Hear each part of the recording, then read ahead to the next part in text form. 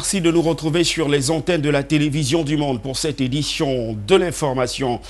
Édition que nous ouvrons par cette actualité politique répondant favorablement à l'invitation de son homologue français Emmanuel Macron. Paul Biya a quitté Yaoundé pour Paris ce mardi 8 octobre 2019. Le président de la République et sa suite vont prendre part à la 6e conférence de reconstitution des ressources du Fonds de lutte contre le paludisme, la tuberculose et le sida, prévue du 9 au 10 octobre prochain à Lyon. Il s'agit de la première visite officielle du président de la République en terre française depuis sa réélection au terme du scrutin présidentiel du 7 octobre 2018. Reportage.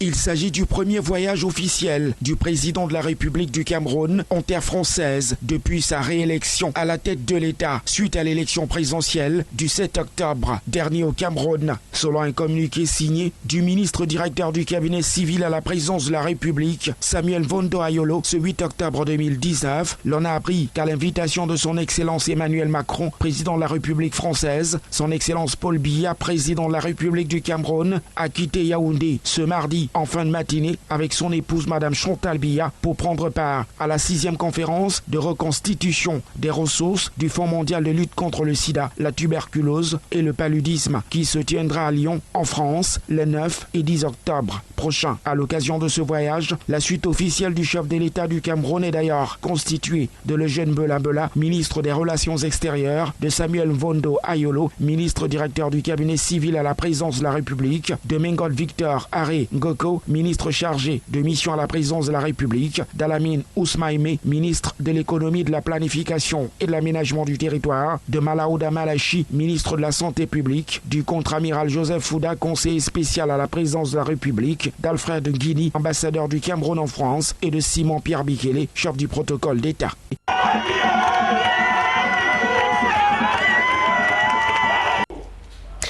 Pour le Cameroun, la participation à cette 6e conférence de reconstitution des ressources du Fonds mondial de lutte contre le paludisme, la tuberculose et le sida est cruciale. Le pays de Paul Biya veut donc mobiliser près de 100 milliards de francs CFA en faveur de la lutte contre ces 3 maladies.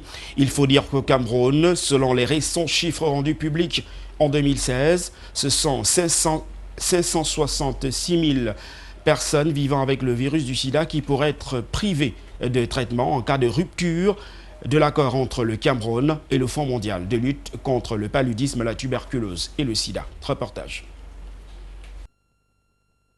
Depuis 2003, le gouvernement du Cameroun a signé 15 accords de subvention avec le Fonds mondial de lutte contre le sida, la tuberculose et le paludisme. Ces accords, dont 7 pour le VIH-Sida, 5 pour le paludisme, 3 pour la tuberculose, étaient d'un montant de 198 milliards de francs CFA en termes de contrepartie. Pour la période 2018-2020, 4 nouveaux accords d'un montant global de 108 milliards de francs CFA ont été signés entre le Fonds mondial et le gouvernement du Cameroun, pourtant conformément à la politique d'allocation du Fonds mondial pour accéder à la totalité du montant qui lui est alloué pour la période 2018-2020. Le pays de Paul Biya doit respecter les exigences de cofinancement. En effet, le versement de 20% de la somme allouée par le Fonds mondial pour chaque composante de maladie est subordonné à une augmentation du cofinancement du programme de lutte contre la maladie et ou des investisseurs en faveur du système de santé résilient et pérenne au-delà du niveau d'investissement effectué par le gouvernement pendant la période précédente. Pourtant, à ce jour, l'on observe un retard du gouvernement camerounais à verser la totalité de ses fonds de contrepartie. Ce retard est d'autant plus inquiétant qu'il fait courir des risques d'interruption des traitements qui auront des répercussions sur la santé des populations, notamment celles qui sont hautement à risque, comme les femmes, les personnes vivant avec le VIH-Sida et les jeunes adolescents. D'où l'urgence pour le Cameroun d'honorer ses engagements. Dans cette dynamique, il faut dire que le programme des Nations Unies pour le développement appuie la demande de la société civile camerounaise et s'active afin que le Cameroun puisse mobiliser les ressources nécessaires. Il convient de signaler que l'on note un recul du taux de prévalence du VIH au Cameroun, passé de 4,3% en 2011 à 3,4% en 2018, avec un nombre de personnes vivant avec le virus du sida en 2016 évalué à 560 000.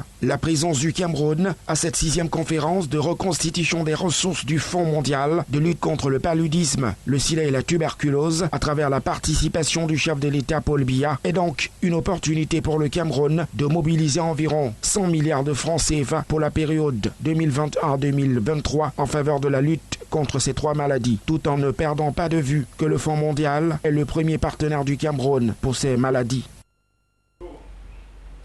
Prévu du 9 au 10 octobre prochain à Lyon en France, la plénière de la 6e conférence de reconstitution des ressources du Fonds mondial de lutte contre le paludisme, la tuberculose et le sida a pour objectif, entre autres, d'obtenir des donations de la part des partenaires de ce fonds de lutte contre ces trois maladies. Reportage.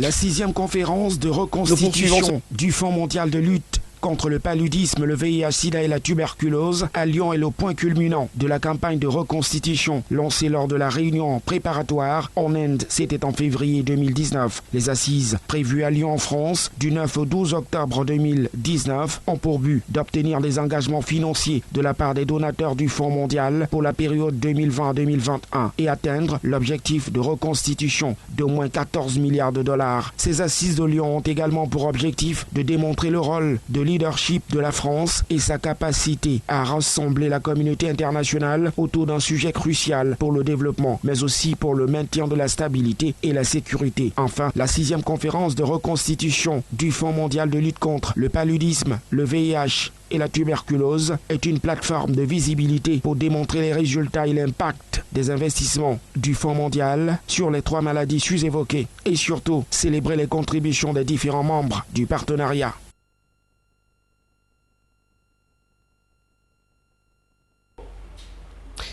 Parlons à présent de la problématique de l'habitat qui s'est invitée à l'occasion de la célébration de l'édition 2019 de la Journée mondiale de l'habitat. L'événement avait pour réceptacle la capitale politique du Cameroun. Événement passé sous le patronage du Premier ministre chef du gouvernement et présidé par Célestine Kétia-Cortez, ministre en charge du développement urbain et de l'habitat. Jean-Oscar Libok, Mohamed Soumba II.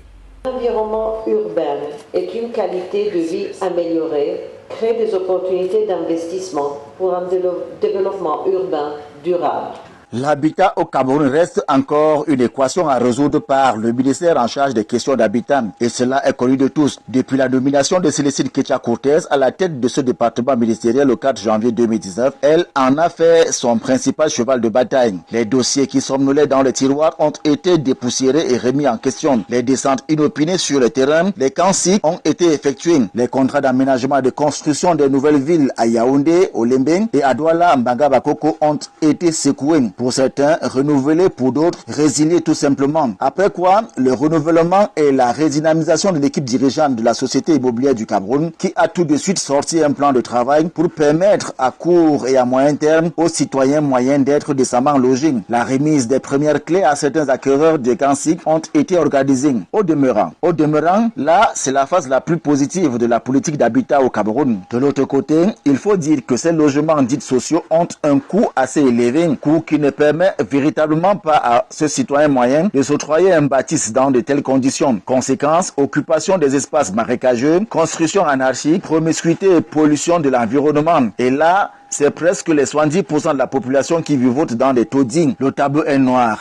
et totalement noir. L'Union africaine, par le biais du CPS numéro 8, a initié le processus d'observation d'une journée africaine des villes et de l'habitat. Le vaste mouvement observé hier au sein de la préfectorale joue les prolongations dans cette édition de l'information ce soir. Dans le département du Vouri, le sous-préfet du 4e arrondissement Ikwa, Mbarga Jean-Marc, a été promu préfet du département du Diamari, c'est dans la région de l'extrême nord du Cameroun. L'annonce de cette promotion a suscité des scènes de liesse au sein du domicile du chef des terres, Jean-Jamin Yedna, Jean-Paul Eyang. Oui. Si au cabinet du désormais ex-sous-préfet de l'arrondissement de Douala 4e, le téléphone portable de Jean-Marc et Mbarga n'a cessé de sonner. Des coups de fil à n'en point finir pour féliciter et encourager le nouveau promu. au domicile du nouveau préfet du département du Diamari, dans la région de l'extrême nord Cameroun. La joie et l'émotion ont atteint le paroxysme.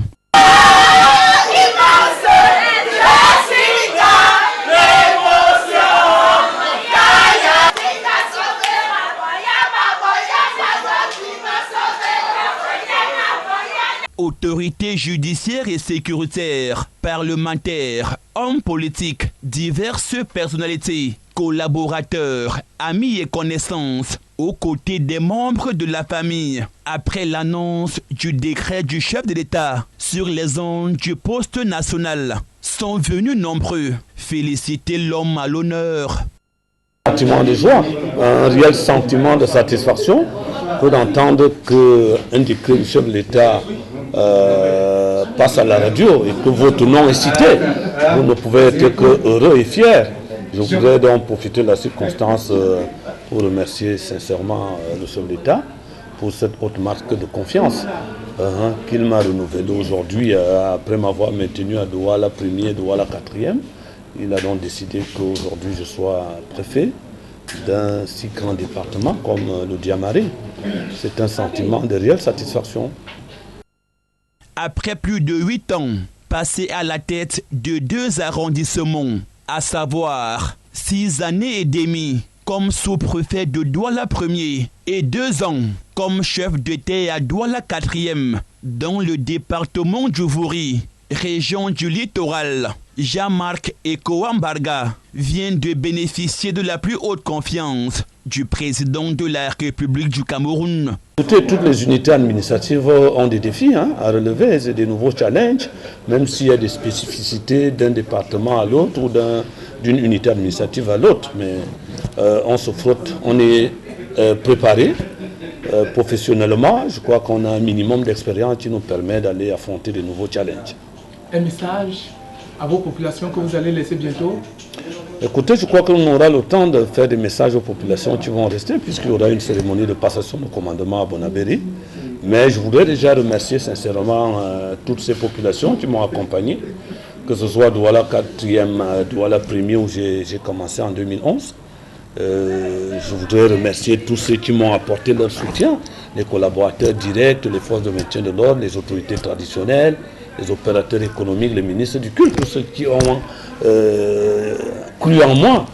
Et je voudrais leur dire que c'est eux qui sont les gagnants ce soir. C'est donc un administrateur civil principal qui prend désormais le bâton de commandement dans le département du Diamari, région de l'extrême nord. Laissons derrière lui un arrondissement de Douala 4e et pris de paix, ce malgré quelques zones de turbulence.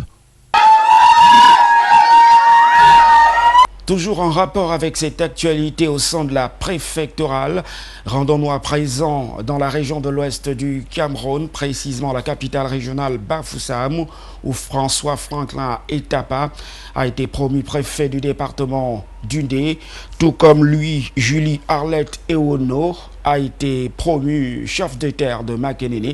Les 2 administrateurs civils ont été promus à la suite des décrets du chef de l'État rendus publics. C'était hier. Frédéric Moutomé, Albert Kwamo. Parmi ces réélus, le secrétaire général des services du gouverneur de la région de l'Ouest, François Franklin Etapa, qui est fait préfet du département d'Undé, tandis que Julie Arlette Ewodo, chef de cabinet du gouverneur de la région de l'Ouest, est promu sous-préfet de l'arrondissement de Makenene. La nouvelle est tombée pendant que l'ex-chef de cabinet du gouverneur de la région de l'Ouest faisait ses emplettes dans un centre commercial de la ville de Bafoussam. C'est l'euphorie générale et retour à pas de course en poussant des cris de joie vers son domicile.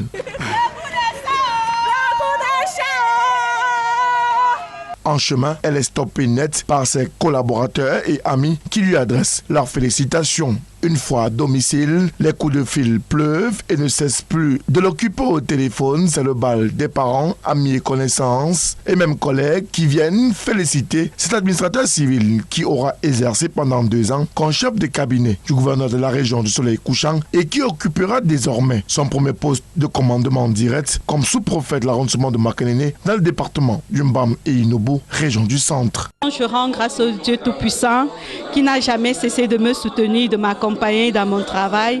Et j'ai une fois de plus compris que la patience paye. Je remercie le chef de l'État qui a bien voulu mettre à moi, placer à moi sa confiance afin de mener à bien les missions qui nous sont assignées.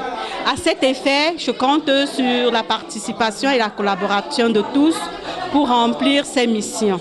Même ambiance au domicile de François Franklin Etapa, administrateur civil principal qui était jusqu'à ce 7 octobre 2019, 17h, secrétaire général des services du gouverneur de la région de l'Ouest et qui, à la faveur du décret du chef de l'État, revient au commandement dans le département du Ndé. Je commence d'abord par remercier le président de la République qui a bien voulu me renouveler sa confiance. Je crois que je suis parmi les administrateurs civils principaux de ce pays qui ont bénéficié de beaucoup de décrets depuis une vingtaine d'années aujourd'hui. Donc un décret de plus ne vient que me montrer que le président de la République continue à faire confiance aux républicains que nous sommes. Vous savez que ça fait 2 ans que j'ai passé ici comme secrétaire général auprès du gouverneur, dans le service du gouverneur. Je voudrais modestement dire merci à mon chef, le gouverneur. Eh bien, parlant de Banganté, j'ai le privilège de maîtriser tous les départements de l'Ouest. Donc, je crois, sous réserve, n'est-ce pas, peut-être de maîtriser des individus. Je maîtrise ce département, le Ndé, comme les autres. Et je veux simplement dire que lorsqu'on est préfet, mon rôle, c'est que ce qu'on attend de moi, c'est d'encadrer les populations en vue de leur épanouissement. Et je pense que je compte sur toutes les populations de Ndé, sans exclusive, pour m'accompagner, n'est-ce pas, dans l'atteinte des objectifs que le président de la République m'aura assignés. Reste aujourd'hui attendu les différentes cérémonies de passation et de prise officielle de commandement pour ces anciens et nouveaux responsables en charge du commandement territorial dans leurs postes respectifs. Rendons-nous à présent dans la région de l'extrême nord du Cameroun pour parler cette fois-ci d'éducation.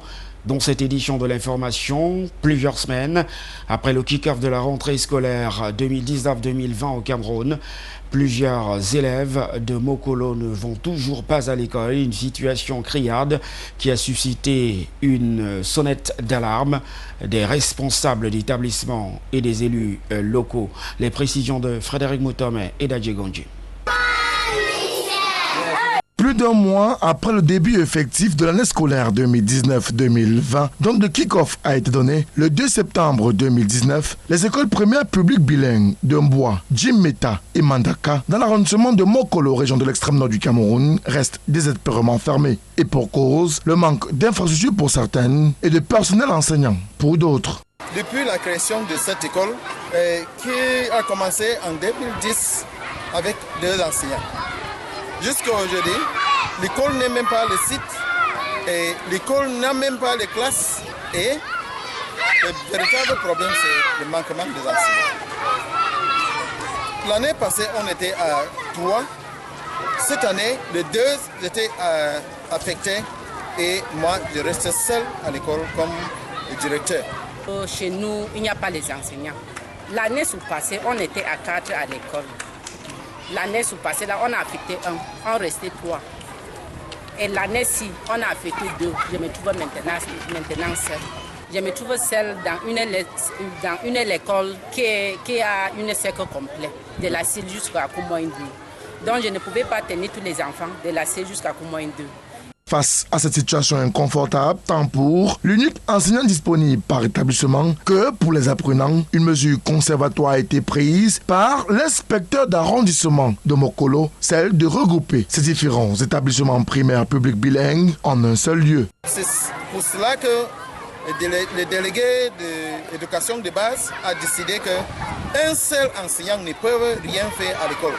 Donc il nous a regroupés ici à EPA bilingue, pour qu'on puisse bénéficier de peu des enseignants et même les tables bancs des classes qui sont ici.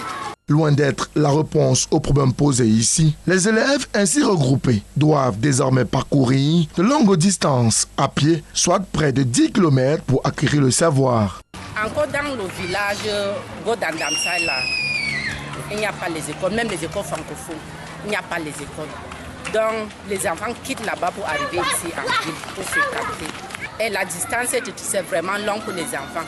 Quitter là-bas de Goudambois, Goudadamsai, pour arriver ici, c'est vraiment pénible. C'est environ 10 km pour les enfants pour arriver ici. Avant d'arriver ici, les enfants sont même déjà fatigués.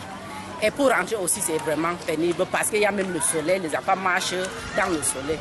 À défaut de parcourir 10 km à pied, bravant du même coup les intempéries et l'insécurité, les parents d'élèves préfèrent garder à la maison leur progéniture. Ceux des élèves qui vont à l'école ont pris d'assaut la seule école primaire publique bilingue encore disponible, multipliant ses effectifs par 2, parfois par 3. L'effectif est croissant de jour en jour. Et même chercher même le temps pour augmenter dans les salles, ça devient tellement difficile. Et avant-hier, à la CIE, j'avais, comme exemple, j'avais 129 élèves. Au CM2, j'ai 111. Et au fur et à mesure que le temps passe, le chiffre s'augmente. Donc c'est tellement difficile. Au regard de la gravité de la situation, aujourd'hui invivable, avec la fermeture de 3 écoles depuis le 25 septembre 2019 dernier, Jean-Daniel Diobaina, préfet du département du Mahotanaga, lance plus que jamais un cri d'alarme à l'endroit des pouvoirs publics. Cri de cœur repris par Ernestine Awa, directrice de l'école publique bilingue de Mboua. S'il vous plaît, monsieur, si vous pouvez nous passer ça à l'État pour qu'il nous fasse quelque chose là, ça va nous aider beaucoup. Reste désormais au pouvoir public d'apporter une réponse significative à ce cri de détresse de ces enseignants et responsables d'établissements pour une formation de qualité des apprenants. À Yaoundé, au quartier Olembe, un présumé voleur de carreaux échappe à la vindicte populaire. Le sieur Bouba, selon ses dires, serait donc agent de recyclage des fers et il aurait donc, selon ses propres propos, été confusément pris à partie par les populations en furie de ce quartier de Yaoundé. Jean-Oscar Libok, Mohamed Essoumba 2. Voici la population en furie, assoiffée de sang. Le sang de ce présumé voleur de carreaux dans un domicile privé. La scène se déroule au quartier Olembe. Olembe, entrée école. Selon les témoins recueillis sur les lieux, ce dernier présumé voleur n'est pas à son premier forfait. Les habitants du quartier se plaignent chaque jour de la perte de certains objets dans leur concession. Et aujourd'hui, n'eût été la diligence de notre équipe, ce dernier serait brûlé vif. Dans sa fuite, il s'est réfugié dans le domicile d'une dame qui n'a pas voulu le livrer elle aussi à la vindicte populaire. C'est alors que nous avons réussi à capter sa version des faits. Il fait la ferraille grand. Il est en train de passer, il vu les carreaux derrière une table là. Il portait les carreaux là. Apparemment, il y a un grand là qui est venu m'arrêter que c'est pour eux qu'il travaille avec. Il les a remis les carreaux, ils se sont mis à me taper partout grand. Il reconnaît avoir pris les carreaux.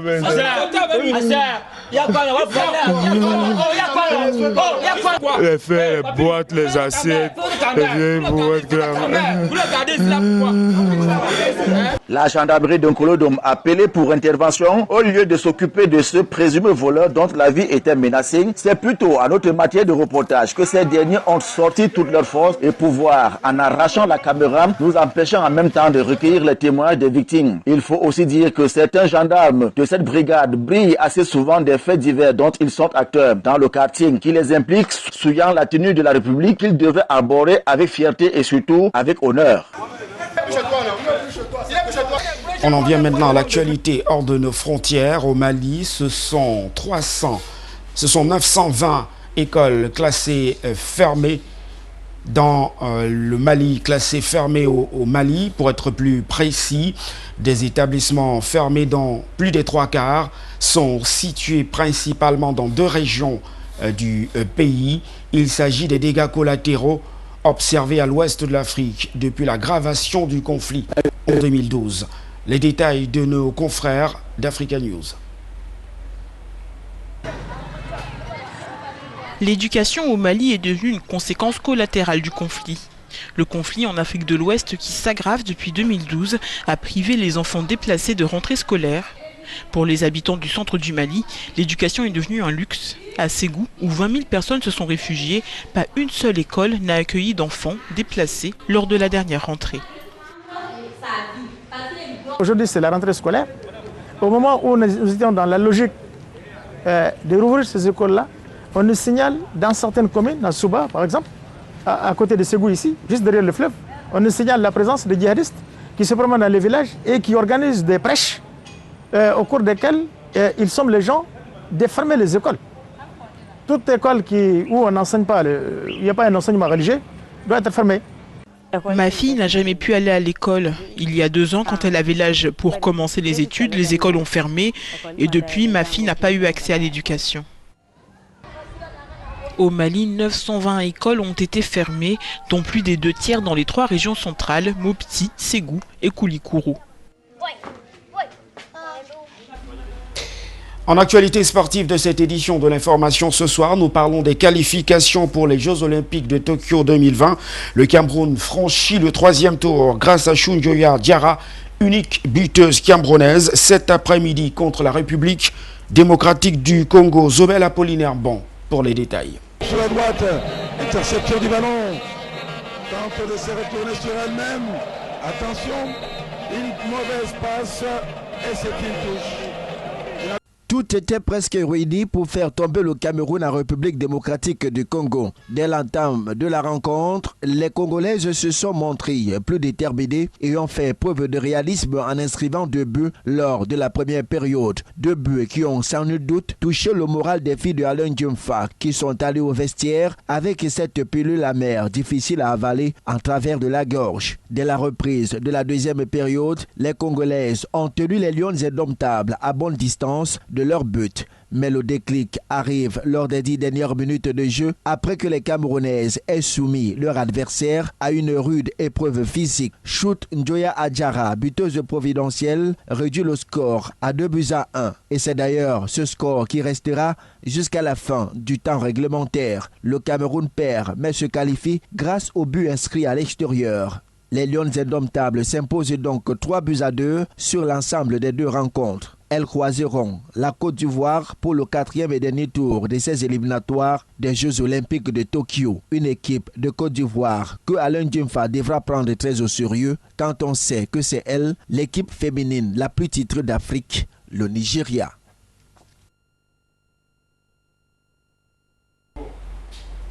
Des nouvelles à présent du sélectionneur Konsé Sao de l'équipe Fagnon de football au Cameroun. Depuis la signature de son contrat, le technicien cherche tous les voies et moyens pour imprimer sa marque au sein de la tanière des Lions indomptables du Cameroun. Les précisions de Jean-Oscar Libok et Mohamed Issoumba 2. Antonio Conceição, le sélectionneur des Lions indomptables de nationalité portugaise, est d'ores et déjà au travail. Quelques minutes seulement après sa signature de contrat et de son installation, il mesure déjà la lourde mission qu'il attend à la tête des quintuples champions d'Afrique. Entouré pour la circonstance de son staff presque au complet, le technicien de 58 ans s'est voulu clair sur les modalités de sélection des joueurs qui seront désormais appelés à défendre le vert, rouge et jaune. La sélection elle est ouverte à tous les joueurs qui viennent avec la mentalité. Le premier objectif en tant que sélectionneur, c'est de sensibiliser les joueurs qui viennent représenter les Lions indomptables, qui viennent avec honneur et orgueil. Technicien rigoureux et pragmatique, il faudra désormais montrer patte blanche pour aborder le maillot du Cameroun. La rigueur, le respect, discipline. Il répète discipline, c'est très important pour lui. L'ambition de gagner. E honra para representar a seleção dos Camarões. Honra. Et l'honneur de mettre le maillot des Lions Indomptables, ça se mérite. À la question de savoir quel sort sera réservé aux joueurs d'Ibani, Conceição affirme que les portes de la sélection sont ouvertes à tous. Il n'y aura donc pas de place réservée pour les joueurs amateurs ou joueurs professionnels, mais pour les meilleurs essentiellement, avec au bout du compte un point d'honneur sur la discipline. Il faut que tout le monde soit uni et qu'on aille dans la même direction pour que vraiment les Lions Indomptables soient indomptables et imbattables aussi. C'est tout pour cette livraison de l'information ce soir. Merci de nous avoir accordé votre bien aimable attention. Restez sur nos programmes qui se poursuivent. Au revoir.